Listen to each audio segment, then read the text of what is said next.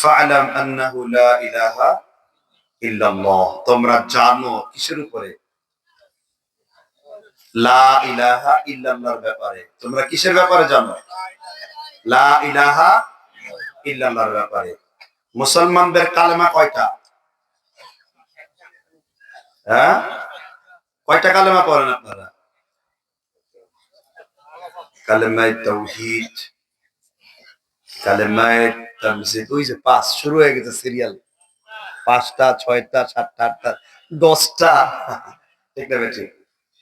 প্রথম উত্তরই সুন্দর ছিল। কালেমা মূলত একটাই। কালেমা কোনটা? লা ইলাহা ইল্লাল্লাহ মুহাম্মাদুর রাসূলুল্লাহ। আবার এটার মধ্যে অনেকেই শিরকের গন্ধ খুঁজে, একসাথে লিখলে শিরিক হবে, মুশরিক হয়ে যাবে। একসাথে লেখা হারাম, বলে কিনা? হারাম। কোন লেখা পড়ার চলছে না, বিশ্লেষণ নেই, হারাম।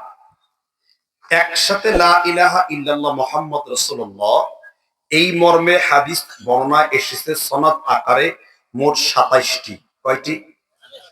এর মধ্যে ২৬টি সনদি দুর্বল। ২৬টি সনদ কি? কিন্তু একটি সনদ, যেটা ইমাম হিব্বান মাজরুহিন মিনাল মুহাদ্দিসিন এবং ইমাম বাইহাকি আসমা ওয়া সিফাতের ১৫ নাম্বার হাদিস, কালিমাতুত তাকওয়া লা ইলাহা ইল্লাল্লাহ মুহাম্মাদুর রাসূলুল্লাহ, এই সনদটা সহিহ।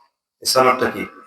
তাহলে ২৬ সনদ চেক করে তো ফতোয়া দেওয়া যাবে না, টোটাল সনদটা উঠিয়ে উঠিয়ে আলোচনা করতে হবে। আবার এই সনদের রাবি যারা, তারা প্রত্যেকেই বুখারী মুসলিমের রাবি। এর মধ্যে একজন হলো খালিদ বিন মাখলাদ, যিনি বুখারীর অনন্য অসাধারণ একজন রাবি। কথা কি বুঝতে পেরেছেন কিনা? এই সনদ অস্বীকার করলে ২৪টা হাদিস বাদ বুখারী মুসলিম শরীফের। তার মানে বোঝা গেল কালেমা লা ইলাহা ইল্লাল্লাহ মুহাম্মদ রাসূলুল্লাহ এটা লেখাও যাবে এবং এটা কি পড়াও যাবে। ইমাম মুসলিম এই কালেমা নামে বাব রচনা করেছেন। কিতালের বক্তব্য দিতে যে ইমাম মুসলিম এই কালেমার নামে বাব রচনা করেছেন। আমার আলোচনা কিন্তু এই বিষয়টার উপর না। আমার আলোচনা যারা বুঝে নিলাম যে লা ইলাহা ইল্লাল্লাহ মুহাম্মদ রাসূলুল্লাহ একসাথে লেখাও যাবে, পড়াও যাবে। কথা কি বুঝতে পেরেছেন কিনা? তার আপত্তি কোন জায়গায়? আপত্তি হলো উপরে এক পাশে আল্লাহ আর এক পাশে মুহাম্মদ, এই লেখাটা আপত্তি।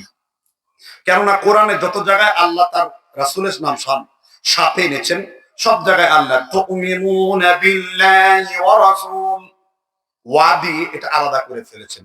কথাকে বুঝতে পেরেছেন কিনা? কারণ আল্লাহ হলেন খালেক, মুহাম্মদ কি? কথার উত্তর বুঝেন। আল্লাহ হলেন সৃষ্টিকর্তা, মুহাম্মদ হলো সৃষ্টি। বুঝছেন তো? এটাকে আরবিতে বলছে আল্লাহ খালেক, আপনারা কি? মাখলুক। কোরআন কি? কোরআন আল্লাহ খালেক আর কোরআন কি? আল্লাহর সৃষ্টি। ওই যে মাখলুক না, এই কথা বললে ইমান নষ্ট হয়ে যাবে, তওবা করতে হবে। ইমাম আহমদ ফতোয়া দিয়েছেন যে ব্যক্তি বলবে কোরআন আল্লাহর সৃষ্টি সে কাফের। এটা বিদআত ফিল ইতিকাদ, আকীদাগত বিদআত। কোরআন আল্লাহর কালাম, কোরআন আল্লাহর বাণী, কোরআন আল্লাহর নাজিলকৃত কিতাব। শেষ। কোরআন আল্লাহর সৃষ্টি বলা যাবে না। খলকে কোরআন এটা বিদআতি আকীদা। ক্লিয়ার না? ক্লিয়ার। মূল ইন্টারভিউ এখন আমি আপনাদের কাছে নেব। আপনি যে কথাটা বইলা মুসলমান হন, সে কথার নাম কি? লা ইলাহা মুহাম্মাদ। এটা কে কে মুখস্থ পারেন? সবাই, মাশাআল্লাহ, সবাই সবাই পারে। ঠিক আছে, ঠিক। আচ্ছা, এবার বুখারী শরীফের কিতাবুল ঈমানের ৪৪ নম্বর হাদিস, বুনিয়াল ইসলাম আলা খামসিন। ইসলামের মূল পিলার, স্তম্ভ কয়টা?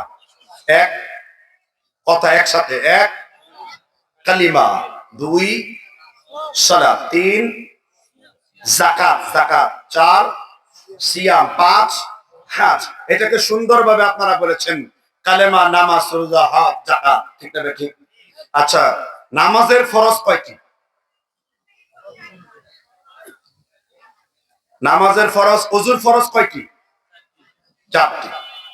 ইমাম আবু হানিফা বলেন ওযুর ফরজ 4টা। ইমাম মালিক রাহমাতুল্লাহ আলাইহি বলেছেন ওযুর ফরজ হলো 6টা। ইমাম শাফঈ, ইমাম আহমদ বিন হাম্বল লিখেছেন অজুর ফরজ হলো 9টা, তাহলে মত হলো কয়টা? 4। 6 আর 9 হুজুর এটা কোথায় পেয়েছেন? খুলুন ফিকহুস সুন্নাহ সৈয়দ সাবিক কিতাব তাহারাত অধ্যায় 29 পৃষ্ঠা, আরবিতে আপনি এটা পেয়ে যাবেন। তাহলে হুজুর ওজুতে কয় ফরজ? ইমাম আবু হানিফার মতে ওজুতে 4 ফরজ। কিন্তু এখন আমরা কোনটা মানবো? 4, 6 না 9? কোনটা মানার দরকার নাই। আল্লাহর রাসূল যেইভাবে নামাজ আদায় করেছেন ওইভাবে যদি আপনি ওযু আদায় করেন 4, 6, 9 আদায় হয়ে যাবে। আপনি 3 বার কবজি ধুইলেন, 3 বার কুলি করলেন, নাকে পানি দিলেন, মুখমণ্ডল ধুইলেন, হাতের কবজি পর্যন্ত ধুইলেন, মাথাকে মাসহ করলেন, ওযুর অঙ্গগুলাকে ধোয়ার সময় খেয়াল করলেন। আপনি এই তরতিব রক্ষা করে ওযু করলে 4, 5, 6, 9 সবগুলো আদায় হয়ে যাবে।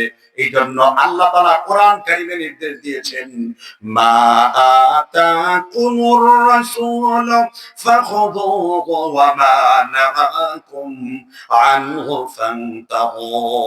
আল্লাহর নির্দেশ, তোমার নবী তোমাদেরকে যা আদেশ করেছে, যা দিয়েছে তোমরা তা গ্রহণ করো। তোমার নবী তোমাদেরকে যা নিষেধ করেছে তোমরা তা বর্জন করো। এজন্য নবীর তরিকায় আমার তরিকা, সাহাবার তরিকায় আমার তরিকা। কোন ইমাম কি বললো এটা চাইতেন, আমার নবী কি বললো এটাই আমার জন্য দলিল। কি কথা কি বুঝতে পারছেন? আচ্ছা, এবার আসেন, তোমরা জানো লা ইলাহা, তো ওযু ছাড়া কি নামাজ আদায় হবে? বলেন। আচ্ছা, নামাজের ফরজ ছাড়া কি নামাজ আদায় হবে? তাহলে আজকে প্রশ্ন করি আপনাকে, লা ইলাহা ইল্লাল্লাহ এটার ফরজ কয়টা? এতক্ষণ খুব সুন্দর বলছেন, সবাই কালেমা পড়ছেন। লা ইলাহা ইল্লাল্লাহর ফরজ কয়টা? বলেন। কালেমা পড়তে পড়তে লুঙ্গি খুলে মাথায় বেঁধেছেন, কালেমার জিকির করতে করতে 5 পয়সা থলি ঝনঝন করেছেন, কালেমার কথা বলতে বলতে মুসলমান হয়েছেন, এখন কালেমার ফরজ বলতে পারেন না। তাহলে আমাদের যদি ফরজ থাকে, রোজার যদি ফরজ থাকে, হজের যদি ফরজ থাকে, যাকাতের যদি ফরজ থাকে, লা ইলাহা ইল্লাল্লাহ ফরজ কয়টা? আমি 3টা হাদিস দলিল দেব। বুখারী 23, 33, 93 নাম্বার। বিশ্বনবী সাল্লাল্লাহু আলাইহি ওয়াসাল্লাম বলেন, মান মাতা লা ইলাহা ইল্লাল্লাহ দাখালাল জান্নাহ, লা ইলাহা ইল্লাল্লাহ মিফতাহুল জান্নাহ, মান ক্বালা লা ইলাহা ইল্লাল্লাহ দাখালাল জান্নাহ। যে ব্যক্তি লা ইলাহা ইল্লাল্লাহ বলবে সে জান্নাতে প্রবেশ করবে।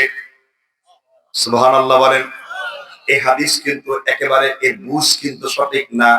আপনি বললেই জান্নাতে প্রবেশ করতে পারবেন না। এরপরে রাসূল আরো 2টা হাদিস বলেছেন, মান মাতা লা ইলাহা ইল্লাল্লাহ দাখালাল জান্নাহ। একজন ব্যক্তি লা ইলাহা ইল্লাল্লাহর উপরে মৃত্যুবরণ করলে সে কোথায় যাবে? তাহলে পড়লেই না, মৃত্যুবরণ করতে হবে কিসের উপরে?